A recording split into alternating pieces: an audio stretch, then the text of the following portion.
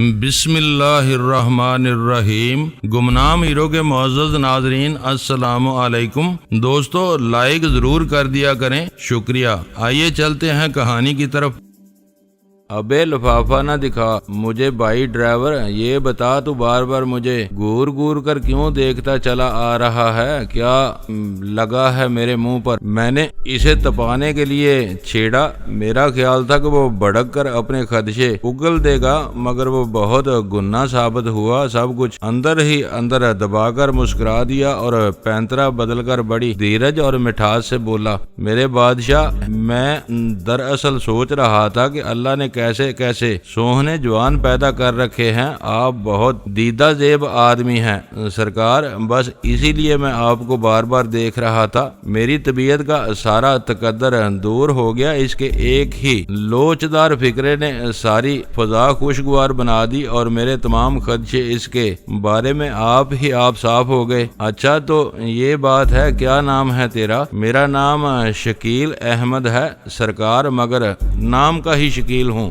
یہ کہہ کر اس نے ٹیکسی کی رفتار ایک دم تیز کر دی اور دیکھتے ہی دیکھتے اسے 50-55 پر لے گیا۔ کیا کرتے ہو یار، کہیں مروا نہ دینا؟ بے فکر رہیں میرے بادشاہ، مجھے واپس بھی تو آنا ہے نا۔ وہ ایک دم بہت جوش میں آ گیا، میں اسے ابھی تک نہ سمجھ سکا تھا۔ میرا دل چاہا کہ میں اس کو کالر سے پکڑ کر پیچھے کھینچوں اور سمجھاؤں کہ حرام زادے ذرا آہستہ چلا اپنی اس خالہ کو، مگر پھر میں نے سوچا کہ ٹھیک ہے، جتنی تیزی وہ گاڑی چلائے گا اتنی جلدی میں منزل پر پہنچ جاؤں گا۔ اس وقت تک رات کے 11 بج چکے تھے اور مجھے اس ڈرائیور سے چوہے بلی کا کھیل کھیلنے سے الجھن ہونے لگی تھی۔ میرے تصور میں وہ 2 ٹرنک ابھر آئے تھے، وہ میں ایک سربریدہ لاش ٹکڑوں میں بٹی رکھی تھی اور میں یہ سوچنے لگا تھا کہ اس پر اسی صاف ستھرے دلہے دلائے خنزیر نے خنجر چلایا ہوگا۔ ان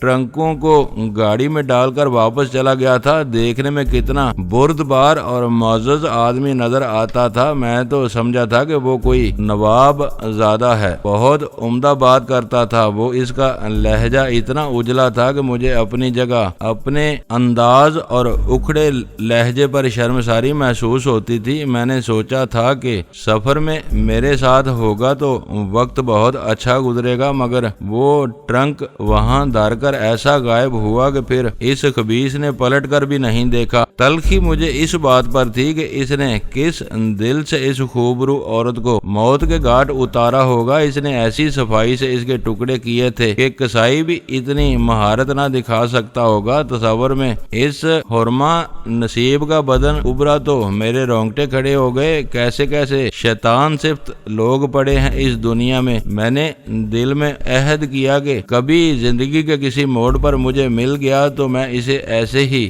عبرت ناک مراحل سے گزاروں گا جن سے اس نے اس بے بس سی اور کمزور سی میج بھی کو گزارا تھا۔ میں یہی سمجھتا تھا کہ وہ میج بھی ہوگی، کندھوں پر ایسا چہرہ لیے ہوگی جو ماحول کو منور کر دیتا ہوگا، جس کے بالوں کی تابناک سیاہی اس رات کو بھی مات کرتی ہوگی جس میں لاکھوں جگنوں جا بجا چمکتے ہیں، مگر اس آس پاس گزار درندہ صفت انسان نے اسے موت کے گھاٹ کن مراحل سے یوں گزار دیا جیسے وہ بیچاری ہر احساس سے آری ہو۔ مجھے میرا دماغ بری طرح چکرانے لگا تھا۔ گاڑی گکھڑ سے نکل کر آگے بڑھ رہی تھی اور اس کی رفتار ڈرائیور نے خاصا اضافہ کر دیا تھا۔ ریل گاڑی بھی اس نے دونکل کے قریب جا کر پیچھے چھوڑ دی۔ ابے اتنی بھی کیا جلدی ہے تجھے میرے یار شکیل احمد؟ میں یہیں اتر جاتا ہوں میرے بھائی، مگر اتنی تیزی سے تو مجھے موت کے منہ میں مت ڈال۔ کیا خیال ہے بھائی تیرا؟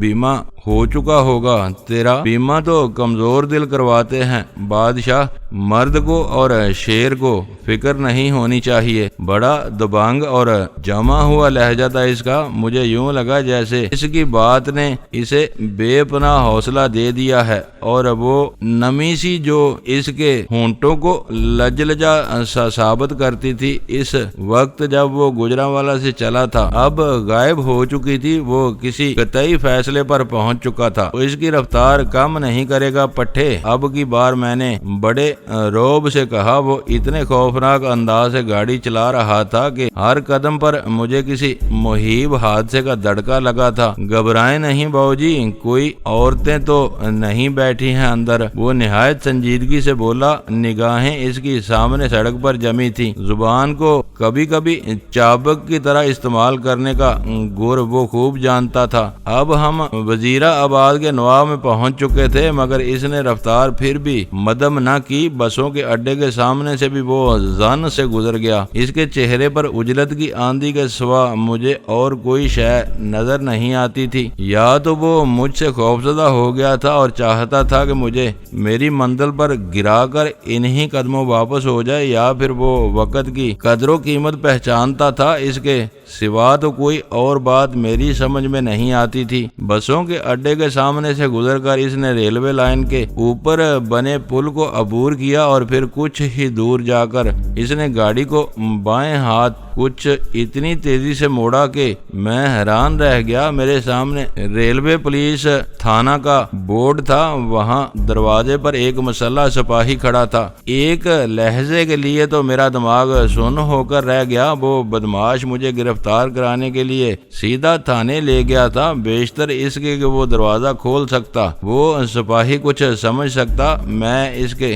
گردن دونوں ہاتھوں میں دبوچ کر تیزی سے اس کی رگ مل دی۔ وہ فوراً ہی بائیں ہاتھ جھول گیا۔ ٹیکسی میں اندھیرا ہونے کی وجہ سے سپاہی کو فوراً ہی کچھ نظر نہ آ سکا، پھر بھی وہ متجسس نظروں سے دیکھتا ہوا آگے بڑھا۔ یہ بڑا ہی خوفناک لمحہ تھا۔ میں پاگلوں کی طرح ٹیکسی سے اترا اور اگلا دروازہ کھولنے لگا۔ کیا ہوا باؤ جی، خیر تو ہے؟ سپاہی نے میرے پاس آ کر اندر دیکھتے ہوئے کہا۔ ڈرائیور کو شاید ہارٹ اٹیک ہو گیا ہے، ایک دم اس نے گاڑی روکی ہے اور الٹ گیا ہے۔ میں نے یہ کہتے ہوئے ہاتھ آگے بڑھا کر ڈرائیور کو سنبھال کر دوسری سیٹ پر اوندا ڈال دیا۔ یہاں کوئی ہسپتال ہے جناب؟ کوئی ڈاکٹر مل سکے گا؟ اس سے پتہ نہیں اسے کیا ہو گیا، نبض تو اس کی چل رہی ہے، میں نے ڈرائیور کا ہاتھ پکڑتے ہوئے کہا۔ سپاہی میری بات پر اعتبار کر گیا۔ اس نے بھی ڈرائیور کی نبض دیکھی، پھر گھبرائے ہوئے لہجے میں بولا، ادھر سول ہسپتال میں لے جائیں جناب، اسے بدبخت پتہ نہیں کیسے کیسے نشے کرتے ہیں یہ ڈرائیور لوگ، اسے فوری علاج کی ضرورت ہے، خدا کرے ڈاکٹر مل جائے۔ میں نے ٹیکسی میں بیٹھ کر اسٹیئرنگ سنبھال لیا۔ ہسپتال کس طرف ہوگا جناب؟ وہ ادھر پھاٹک کی طرف سے جائیں اور پل کے نیچے سے گاڑی گزار لیں، پھر کسی سے پوچھ لیں، سپاہی نے جان چھڑاتے ہوئے کہا۔ میں نے فوراً ہی گاڑی سٹارٹ کر دی اور وہاں سے اسی وقت آگے نکل گیا۔ سپاہی کا خیال ہوگا کہ میں دائیں ہاتھ شہر کی طرف مڑوں گا، مگر وہ سارا علاقہ میرا دیکھا بالا تھا، مجھے کسی ہسپتال یا ڈاکٹر کی کیا ضرورت تھی۔ میں پلکھو کے پل پر سے گزرتا ہوا آگے بڑھ گیا۔ میں اس بچھو کے ڈنک سے بال بچا تھا، ورنہ اس نے تو مجھے سولی پر چڑھوا ہی دیا تھا۔ اس کے تیور تو مجھے بہت پہلے ہی یہ بتا چکے تھے کہ اس کے دل و دماغ میں زبردست جنگ جاری ہے، مگر اس نے اشارتاً بھی مجھے یہ نہیں سمجھایا تھا کہ وہ مجھے پہچان گیا ہے۔ بڑی ڈٹائی سے وہ میرے ساتھ ترکی بہ ترکی مکالمہ بازی کرتا آیا تھا اور اپنی باتوں سے وہ یوں ظاہر کر رہا تھا جیسے اس سے زیادہ بڑا عقل مند، مہذب اور نار مرد کبھی پیدا ہی نہیں ہوا، مگر وہ سالہ مجھے سیدھا تھانے کے دروازے پر لے گیا تھا۔ وہ تو شکر ہے کہ اس سپاہی کی عقل گھاس چرنے گئی تھی، اور اس گرامی قدر نے تو یہ تک دیکھنے کی زحمت گوارا نہیں کی تھی کہ کہیں میں نے اس کو گولی تو نہیں مار دی، ورنہ تو پتہ نہیں کیا ہو جاتا۔ میں سمجھتا ہوں کہ اس لمحے میری وہ بلا کی اداکاری میری کام آ گئی۔ میں جس افراتفری اور سراسیمگی کو چہرے پر سجائے گاڑی سے اترا تھا، وہ سپاہی کو فریب دینے میں میرے بہت کام آئی، اور اگر وہ شکیل کا طبی معائنہ بھی وہ اس گھڑی کروا لیتا تو بھی وہ سب لوگ اسی نتیجے پر پہنچتے کہ ڈرائیور اچانک بے ہوش ہو گیا ہے، اور اس کی بے ہوشی اس کے کسی اندرونی پرزے کی خرابی کی وجہ سے پیدا ہوئی ہے، مگر وہ سالہ مجھے گرب میں گونسا مارنے پر تلا ہوا تھا۔ اس نے مجھے بہت بری طرح الجھا دیا تھا۔ میں گاڑی کی 50-60 کی اسپیڈ پر دوڑاتا ہوا چناب کے پل پر سے گزر گیا۔ دونوں طرف کے سنتری ذرا دیر کے لیے چونکے، مگر میں نے گاڑی کے اندر کی بتیاں روشن کر کر دی کہ لو دیکھ لو میں سادہ ہوں، چور نہیں ہوں، میرا حلیہ اچھی طرح ذہن نشین کر لو۔ ایک نفرت تھی جو میرے انگ انگ سے شعلوں کی طرح باہر کو لپکتی تھی۔ میرا جی چاہتا تھا کہ جو کوئی بھی ملے اس کے کندھوں سے سر اتار دوں۔ یہ جو گھات میں بیٹھا آدمی آدمی کا شکار کھیلتا ہے اور چہرے پر پارسائی سجائے پھرتا ہے، میرے لیے ناقابل برداشت ہو گیا تھا۔ میں سوچ رہا تھا کہ اس گاگس شکیل کا میں نے کیا بگاڑا تھا، میں تو اس بدبخت کو کرایہ پورا ہی دے کر اترتا، پھر بھی یہ مجھے باندھ کر پولیس والوں کے پاس لے چلا تھا۔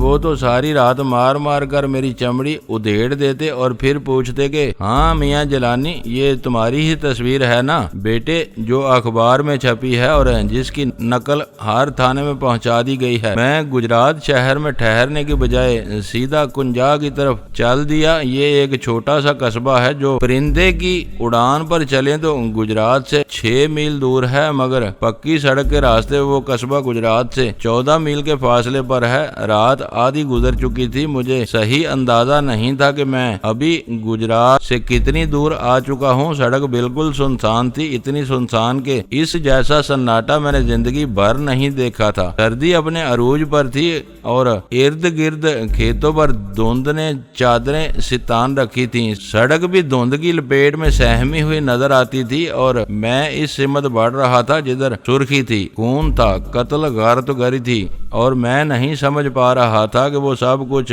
میرے لیے لوح محفوظ پر کنندہ ہے یا اب میں اپنے ہاتھوں سے اپنے نامہ اعمال میں آپ ہی آپ زندگی کو سناٹوں کی زد میں پھینکتا جا رہا ہوں۔ اور یہی وجہ ہے کہ مجھے قدم قدم پر بدترین حالات کا سامنا کرنا پڑ رہا ہے۔ میں آہو صاحب کے ہاں سے رات کا کھانا کھا کر نکلا تھا، مگر پھر بھی اس وقت مجھے یہی محسوس ہوتا تھا کہ میں بھوکا ہوں۔ وجہ اس کی یہ تھی کہ جب میں بہت زیادہ غمزدہ ہوتا ہوں، جب کوئی بات میرے وجود کو لرزا کر رکھ دیتی ہے، تو میرا حال اس بچے کا سا ہو جاتا ہے جو نڈال ہو کر دودھ کی آرزو کرتا ہے یا پھر لوٹ پوٹ کر نیند کی آگوش میں جا گرتا ہے۔ مجھ پر بھی بسا اوقات ایسی ہی کیفیت طاری ہوتی رہی ہے، اور اس وقت بھی میرا یہی جی چاہتا تھا کہ میرے سامنے ڈھیر سارا کھانا رکھا ہو اور میں اس پر دونوں ہاتھ سے پال پڑوں۔ اگر میں سفر میں تھا، ایسے سفر میں جس کی کوئی منزل ہی متعین نہ ہو، اور وہ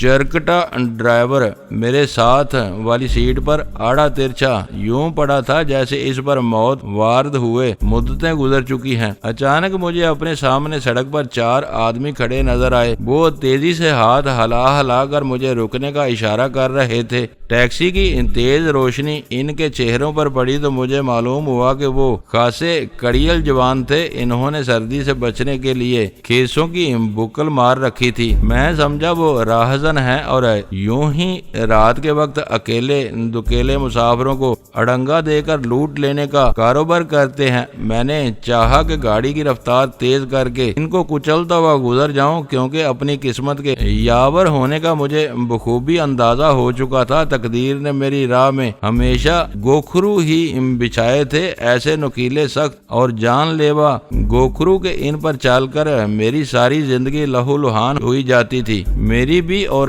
میری بہن آسیہ کی بھی۔ میں نے گاڑی کی رفتار تیز کر دی، مگر جب میں ان کے پاس سے گزرا اور وہ پریشان ہو کر ایک طرف ہٹ گئے تو میں نے دیکھا کہ سڑک کے کنارے ایک چارپائی رکھی ہے جس پر کوئی آدمی لیٹا تھا اور کرا رہا تھا۔ اس کے اوپر انہوں نے لحاف ڈال رکھا تھا، وہ آواز سے بیمار دکھائی دیتا تھا۔ میں نے وہ چارپائی دیکھی تو ان لوگوں سے تھوڑا دور جا کر گاڑی روک لی اور دونوں پستولوں پر جیبوں کے اندر ڈال کر باہر نکل آیا۔ مجھے گاڑی سے اترتا دیکھ کر وہ پاگلوں کی طرح میری طرف بڑھے اور یک زبان ہو کر بولے، باؤ جی خدا کے لیے ہماری مدد کریں، ہمارا باپ بہت زیادہ بیمار ہے۔ اوہ، میں نے اطمینان کا سانس لیا۔ کیا تکلیف ہے اسے؟ میں نے سگریٹ سلگا کر اطمینان سے पूछा। इन चारों के हाथों में लाठियां थी। पता नहीं बाबूजी, कुछ पता नहीं चलता। इसे 2 खून की उल्टियां आई हैं, पेट में दर्द है, इसका बहुत बुरा हाल है बाबूजी, इसे गुजरात अस्पताल पहुंचा दो। मगर मैं तो वापस नहीं जा सकता बाबूजी, आप फिक्र न करें, मैं गाड़ी चला सकता हूँ। ज्यादा से ज्यादा आधा घंटा लगेगा, मैं आपको वापस जहाँ कहेंगे पहुँचा दूंगा, मैं खुद आपकी खिदमत करूंगा। एक जवान ने दिलगीर लहजे में कहा। वो कोई पढ़ा लिखा आदमी मालूम होता था। इस बीमारी ने उसे निडाल कर रखा था। मेरे सारे अंदेशे आप ही खत्म हो गए। यहाँ से कुंजा कितनी दूर है? बस जी यही कोई 6-7 मील होगा। इधर कोई अस्पताल नहीं है, इधर ही ले चलें बाबूजी, आपकी बड़ी मेहरबानी होगी। ठीक है, अपने मरीज को अंदर डालो, मगर इसके अंदर कितने आदमी बैठ सकेंगे? चारों के लिए जगह न होगी, हम पैदल आ जाएंगे बाबूजी, आप इन्हें ले जाएं। ठीक है, डालो बाबा जी को गाड़ी में, मैंने इनसे सीट पर बैठते हुए कहा। इन्होंने पिछली सीट पर यूं तूं करके बिठाया और खुद भी इसके साथ भिड़कर बैठ गए। बशीर तुम पैदल आ जाओ, हम इधर अस्पताल में होंगे, दुकान पर पहुंच जाना, सुबह मैं इसे बता दूंगा। एक आदमी खड़े 2 जवानों को हदायत दी, वो सब के सब खड़े हुए थे। मैंने गाड़ी चला दी। ये कौन है बाबूजी? एक आदमी ने हैरान होकर पूछा। ये गाड़ी का ड्राइवर है, ये भी बीमार है और बेहोश हो चुका है। अच्छा जी, कमाल है, हम तो समझे कि वो आदमी कुछ कहते कहते रुक गया। क्या समझे थे तुम? हम समझे थे कि शायद ये बिल्कुल मर चुका है, चलो इसका भी इधर इलाज हो जाएगा। एक सिगरेट देंगे बाबूजी आप मुझे? यार कादर बड़ा ही कमीना है तू, इसके साथी ने कहा। ओए ये भी तो हुक्का ही होता है ना, बारी लगा लेने में क्या हर्ज है? हुक्के वालों की एक अपनी ही बरादरी होती है। सादक भाई तू पीता नहीं है इसलिए बक बक करता रहता है। देंगे बाबूजी एक सिगरेट? इसका नाम कादर था और बड़ा ही सादा लो किस्म का आदमी नजर आता था। मैंने इसे सिगरेट दिया तो वो खुश हो गया, गहरे गहरे कश लेता हुआ बोला, लुफ्त आ गया है बाबूजी, बड़ा खुशबूदार सिगरेट है आपका, बहुत महंगा मिलता होगा जी। हाँ, मगर हुक्के से ज्यादा मजेदार ना होगा। हाँ जी, हुक्के की क्या बात है, वो तो अल्लाह की रहमत होता है। मेरे मियाँ जी भी कहा करते हैं। मियाँ जी अब क्या हाल है? इसने बड़े की तरफ मतवज्जो होके कहा। बूढ़ा आंखें बंद किए खरर खरर सांस ले रहा था और ठहर ठहर कर आह करता था। वो खासा लंबे तिरंगे जिस्म का आदमी था और यूं लगता था जैसे इसे अचानक ही बीमारी ने डा दिया है। मैं इन्हें 2 मील आगे ले आया तो सादक बोला, ओए कादर बेड़ा गर्क, वो पैसे तो उधर बशीर के पास ही रह गए। दूर फिटे मुंह तेरा, पढ़ लिख कर गंवा दिया तूने। ओए मैं न कहता था कि रुपए तो खुद जेब में रख ले, अब वहां जाकर तू उधर गांग हो जाएगा। चला है मियाँ जी का इलाज कराने, दवा कहाँ से खरीदेगा, क्या करेगा वहाँ? यार वो आते ही होंगे पीछे, कोई बात नहीं, अस्पताल का डॉक्टर उधार दे देगा। फिर सरगोशी में बोला, पैसे ही कितने हैं इनके पास? कुल 60 रुपए, इससे क्या होगा? होगा क्यों नहीं, 60 रुपए तेरे लिए कोई चीज ही नहीं है। वहाँ क्या होता है, वो तो पानी भी मुफ्त नहीं पिलाते। बेड़ा गर्क कर दिया है तूने बाबूजी, गड्डी वापस नहीं हो सकती? नहीं, मेरे पास इतना वक्त नहीं है। चलो किस्सा ही खत्म हुआ। अपने इस मियाँ जी को भी इसी वक्त बीमार होना था। भाई कोई टाइम देखो, कोई वक्त बेला, कोई हालात शलात देखो, फिर बीमार पड़ो। पता नहीं इस खुम्बी में क्या मुसीबत थी। कादर सख्त सटपटा गया था। वो बड़ी जहरीली खुम्बी थी कादर, शुक्र करो मियाँ अभी तक जी रहा है, वरना वो तो अंदर फाड़ कर रख देती है आदमी का। पर इसे दवा कहाँ मिलेगी? अब मिल जाएगी दवा भाई, मिल जाएगी, फिक्र न कर। मैंने इसकी बातों से महसूस होकर कहा, अच्छा जी बाबूजी, अगर आप कहते हैं तो फिर जरूर मिल ही जाएगी दवा, भला आपके आगे क्या चीज मुश्किल है? फिर वो अपने बाप की तरफ मतवज्जो हुआ और बोला, ओए ये मियाँ बार बार कुनौतियाँ क्यों बदल रहा रहा है, इसे ठीक से बिठा। मेरे यार कादर ने जरा पीछे सरकते हुए कहा। इन्होंने खुद सुकड़कर बूढ़े के लिए जगह बनाई और इसको ज्यादा आराम से बिठाकर इसके कंधे दबाने लगे। कुंजा पहुंचकर मैं इन्हें सीधा अस्पताल ले गया और इसके सामने गाड़ी खड़ी कर दी। अब इन दोनों को उतारो, पहले अपने मियाँ को अंदर पहुंचाओ, फिर इसे भी उतारो। वो दोनों गाड़ी से निकले और अपने मियाँ जी को हाथों पर उठाकर अस्पताल के अंदर ले गए। कुछ ही देर बाद वो भागते हुए वापस आए। वो जी डॉक्टर शाक्टर तो वहाँ कोई नहीं है, एक कंपाउंडर सा वहाँ बैठा है और 2 नर्सें हैं, वो भी अंदर सोई हुई हैं। चलो इसे भी अंदर ले चलो, मैं तुम्हारे साथ चलता हूँ, मैंने गाड़ी से उतरकर कहा। इन्होंने गाड़ी से ड्राइवर को खींचकर बाहर निकाला और हाथों पर उठाकर अस्पताल में ले गए। मैं भी इनके पीछे था। अस्पताल वीरान पड़ा था, कुछ भी तो नजर नहीं आता था। मैं इधर ज्यादा देर ठहरना मुनासिब नहीं समझता था, मगर समझ में नहीं आता था कि मैं क्या करूं। मैंने कादर को इशारे से बाहर आने के लिए कहा। वो तजस्सुस का मारा तेज तेज कदम उठाता मेरे साथ बरामदे में आया। देख कादर, तू अभी इधर जाकर डॉक्टर को जगा दे, ये ले 2000 रुपया, वो जितनी फीस मांगे इसे दे देना। 2000? मगर बाबूजी, वे ज्यादा बातें न कर, ले ये पकड़, इस आदमी का भी इलाज करा दे, ये भी बहुत बीमार है। मगर देख, इसे बिल्कुल ये ना बताना कि तू इसके साथ इस टैक्सी में यहाँ आया है। क्यों बाबूजी? वो आता नहीं था, नखरे करता था और मैं इसे जबरदस्ती लाया था, समझे? बिल्कुल इसे कुछ ना बताना, वो खुद ही साला उठकर गाड़ी ले जाएगा, समझा कि नहीं? मैं अब जा रहा हूँ। आपकी बड़ी मेहरबानी है बाबूजी, ये अच्छे लोग नहीं होते हैं। ये ड्राइवर किसी की मुसीबत को समझते ही नहीं। पर आप फिक्र न करें, मैं इस गुल फेड़े को कुछ नहीं बताऊंगा। पर जी ये रकम, अब तू मेरा भाई है, समझा कि नहीं? तेरी बातें मुझे बहुत अच्छी लगी हैं, बस इसीलिए ये तुझे दे रहा हूँ। मियाँ जी मेरे भी बुजुर्गों की तरह हैं, बस मौज कर अब। अच्छा, खुदा हाफिज। ये कहकर मैंने इसके कंधे थपथपाए और टैक्सी में से ब्रीफ केस और अटैची केस निकालकर शहर की तरफ चल दिया। कादर की हैरत दीदनी थी। वो मुझे यूं देख रहा था जैसे कोई आसमानी मखलूक समझ रहा हो। ऐसा पागल इसने कहाँ देखा होगा जो लाद दे लदवा दे और लादने वाले का साथ दे। कुंजाह में मेरा एक बहुत पुराना आशना सा रहता था। इन दिनों इसका नाम रहीम दाद था। किसी जमाने में वो मेरे साथ लाहौर में पढ़ा करता था। इस वक्त मैं 10वीं में था। 2 साल तक हमारा साथ रहा, जिसके दौरान इसने 2 बार मुझे अपने घर दिखाया था। मैंने सोचा कि मैं इधर उधर भटकने की बजाय रात का बाकी हिस्सा इसके घर में गुजार लेता हूँ। मेरे जैसे परेशान आदमी के लिए ऐसे वक्त में इसके घर से ज्यादा बेहतर पनाह कहाँ मिल सकती थी। रास्ता मुझे मालूम था। मैं लंबे लंबे डग भरता सीधा इस गली में जा पहुंचा जहाँ रहीम दाद सुकूनत पजीर था। इससे मेरी मुलाकात हुए बहुत अरसा गुजर चुका था। फिर भी मेरा ख्याल था कि अगर घर में मौजूद हुआ तो मुझे देखकर वो बेहद खुश होगा। इसका बाप भी मुझे जानता था और मुझसे बड़ी मोहब्बत और शफकत से पेश आता था। गली में रोशनी नाम की कोई चीज नहीं थी। वो खासी चौड़ी गली थी, इतनी चौड़ी कि इसमें से ट्रक भी आसानी से गुजर सकता था। मैं तारों की दम तोड़ती उदास वीरान और मौहूम रोशनी के सहारे आगे बढ़ता रहा और फिर मेरी याददाश्त के चिराग पूरी आबोताब से जल उठे। मैं एक दरवाजे को पहचान कर तेजी से आगे बढ़ गया। 4 लहद ऐसी खामोशी तारी थी। हद ये थी कि रात के इस हिस्से में सर्दी ने जिंदगी को इतना शैल कर दिया था कि मुझे रास्ते में कोई कुत्ता भी नजर नहीं आया था।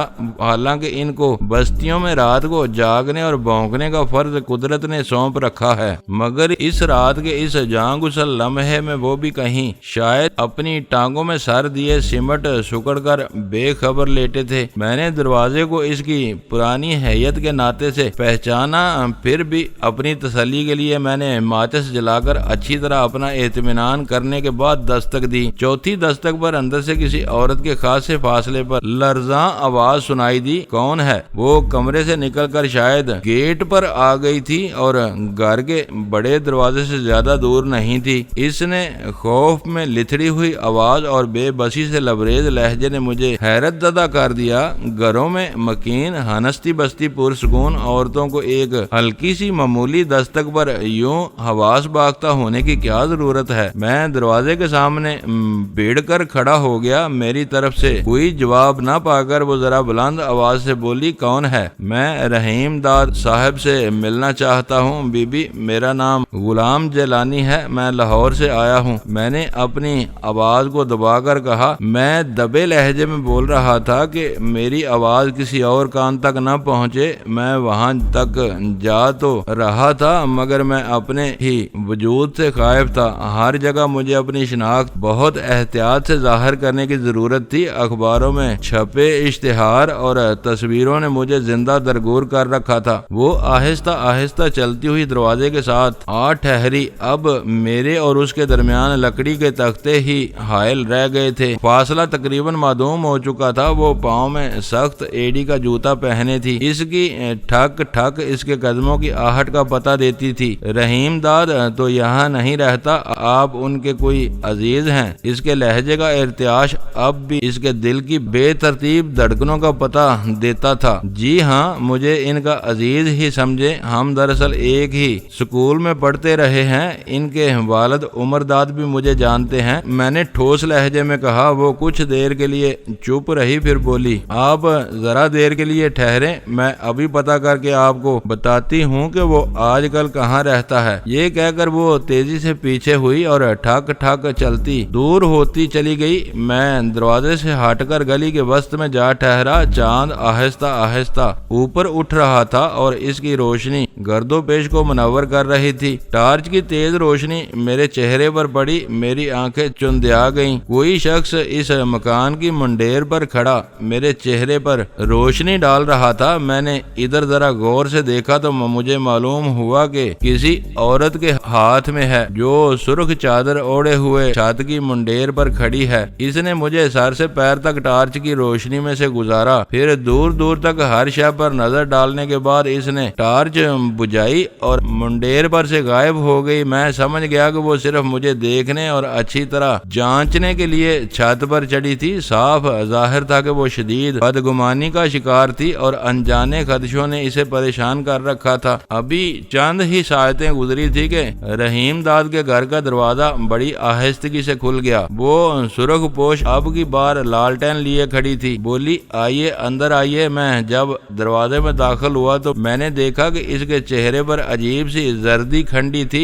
नींद इसकी आंखों से कोसों दूर थी। मुझे देखकर वो बड़े फीके अंदाज से मुस्कुराई और दरवाजा मेरे पीछे बंद करती हुई बोली, टार्च अचानक खराब हो गई, मुझे लैंप उठाना पड़ी। कोई बात नहीं, ये भी तो रोशनी देती है। रहीम दाद साहब घर पर है ना? जी नहीं, वो लोग तो अरसा हुआ कराची जा चुके हैं। सारा कुनबा ही वहाँ रहता है, हम इनके किरायादार हैं। अच्छा, फिर तो मैं आपको बिला वजह जहमत दी। ये कहकर मैं पीछे मुड़ा तो वो मेरा रास्ता रोकने लगी। इसकी सुर्ख रंग की चादर बहुत खूबसूरत थी और इसके चेहरे की दिलकशी में चार चांद लगा रही थी। इसके चेहरे को देखकर ये एहसास आप मेरे दिल में उभर आया था कि घर आदमी की जन्नत है। वो बड़ी ही अपनायत से भीगे हुए लहजे में बोली, आप लाहौर से आए हैं? जी हाँ, मुझे यहाँ पहुँचने में देर हो गई। इस जहमत के लिए मैं आपसे माफी चाहता हूँ। जी नहीं, माफी की क्या बात है। आप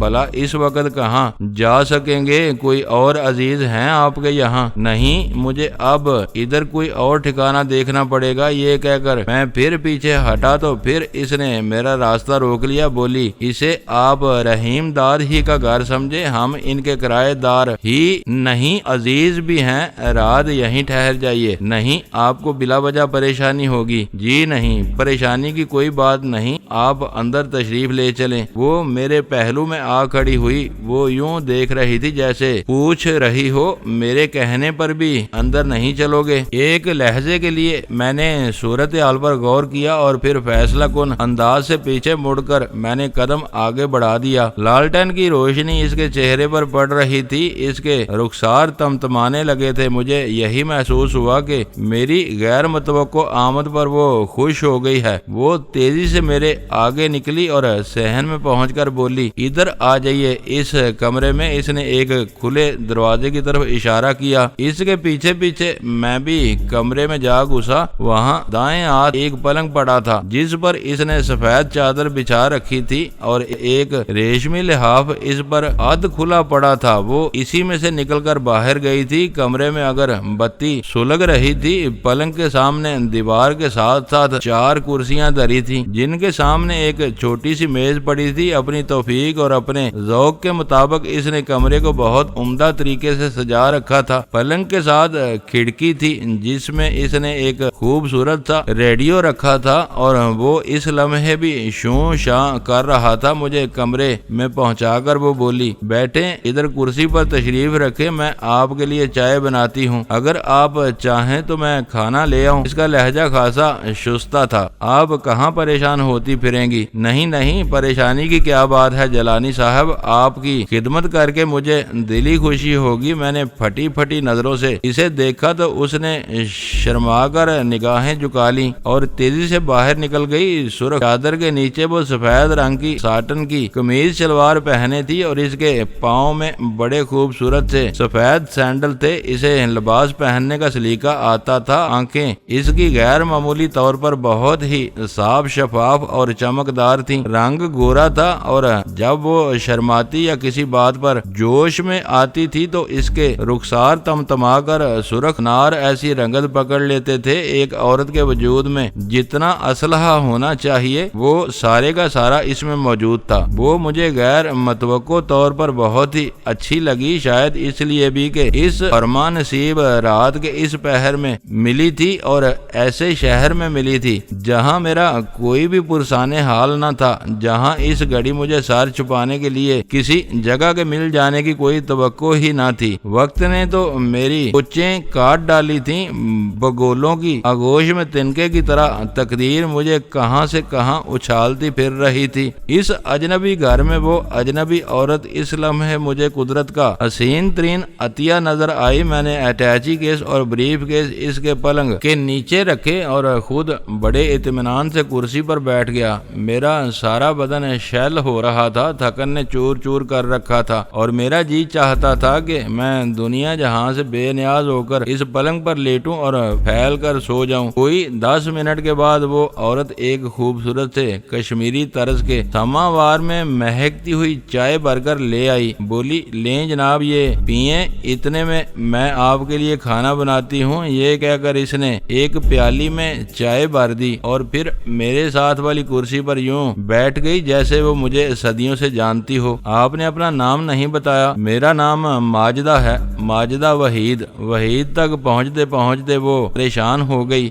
یہ وحید صاحب کون ہے؟ میں نے پیالی اس کے ہاتھ سے لی تو میری انگلیاں اس کی انگلیوں سے مس ہو گئی۔ مجھے یہ دیکھ کر حیرت ہوئی کہ اس کی انگلیاں اس چائے سے زیادہ گرم تھیں۔ اس کی شخصیت کا سحر گرد و پیش کو تمازت بخش رہا تھا۔ میرے شوہر دوستو، ویڈیو کو لائک ضرور کر دیا کریں۔ ISI پاک آرمی زندہ باد، پاکستان پائندہ باد۔ معزز ناظرین، اپنا خیال رکھیے گا اور اپنے اس چینل کا بھی شکریہ۔